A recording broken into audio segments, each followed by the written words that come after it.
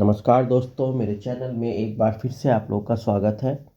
दोस्तों, मैंने अपनी पिछली वीडियो में आप लोग को बताया कि किस प्रकार इस्लाम शाह ने हुमायूं को एक बार फिर से भारत से वंचित कर दिया और काबुल की तरफ भागने को मजबूर कर दिया।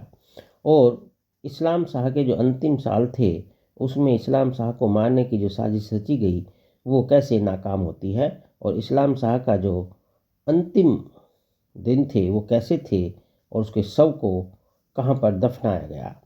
तो चलिए दोस्तों, इसी क्रम को अब आगे रखते हुए मैं बताऊंगा आप लोगों को कि इस्लाम शाह के जो कार्य थे उनका मूल्यांकन इतिहास में लोग किस प्रकार से करते हैं।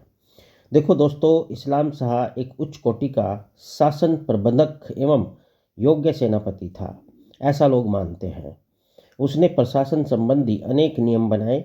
वह नीतियों के निर्धारण में काजियों, मुफ्तियों आदि के परामर्श की चिंता नहीं करता था। Doctor RP. त्रिपाठी लिखते हैं कि कानूनों को बनाने में, उनमें एकता लाने में, उन्हें सरल बनाने तथा उन्हें शासन के पक्ष में पुष्ट करने में उसने मौलिकता, दूरदर्शिता और साहस का प्रदर्शन किया। ये जो शब्द हैं जो मैं बोल रहा हूँ, जो बता रहा हूँ आप लोगों को, ये हैं डॉक्टर आर.पी. त्रिपाठी के।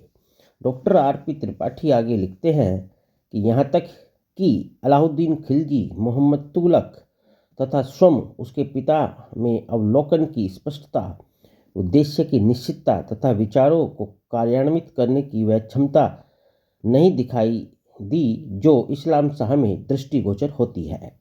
तो ऐसा आर.पी. त्रिपाठी साहब लिखते हैं। और इनकी पुस्तक यानी त्रिपाठी साहब की जो पुस्तक है rise and fall of the Mughal empire, इसमें 154 पेज पर ये बात बताते हैं।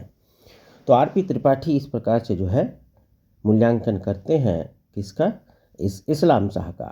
इस्लाम शाह के बारे में आगे कहा जाता है कि उसने अपने पिता द्वारा स्थापित व्यवस्था में अनेक सुधार किए।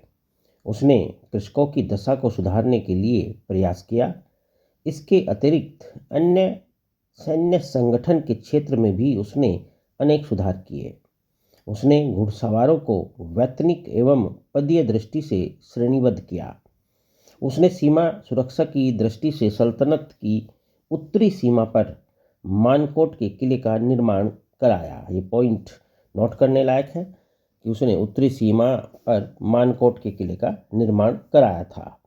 तो बड़े ध्यान से इस पॉइंट को आप लोग नोट करना। इसके अतिरिक्त इस्लाम शाह ने बड़ी सफलतापूर्वक सल्तनत में होने वाले विद्रोहों का भी दमन किया, जो उसके एक कुशल सेनापति होने का परिचायक है। वह स्वयं शिक्षित था तथा उसने विद्वानों को शरण भी प्रदान की।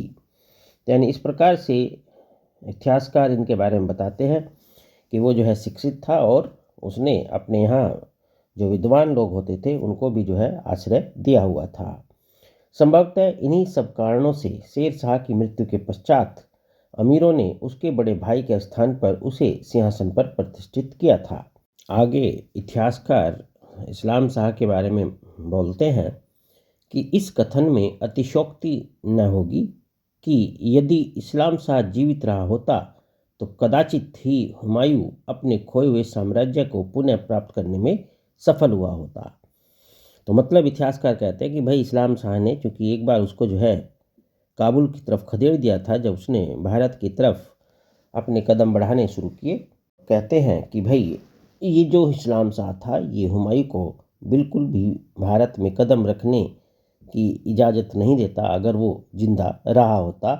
यानी हुमायूं जो है हमेशा भारत से वंचित ही रहा होता अगर इस्लाम शाह जिंदा रहा होता, ऐसा इतिहासकार कहते हैं। तो दोस्तों, ये था कुछ छोटा सा एक मूल्यांकन इस्लाम शाह के कार्यों का, जो इतिहासकारों के शब्दों में मैंने आप लोगों को बताया। उम्मीद करता हूँ ये आपके लिए काफ़ी लाभप्रद होगा और कमेंट करके ज़रूर बताना आपको कैसा लगा। दोस्तों, जुड़े रहिए, मुझसे चैनल को ज़रूर सब्सक्राइब कर लीजिए और अगली वीडियो में मैं आप लोग को बताऊंगा इस्लाम शाह के उत्तराधिकारियों के बारे में। तो चलिए, मुझसे जुड़े रहने के लिए आपका बहुत बहुत शुक्रिया।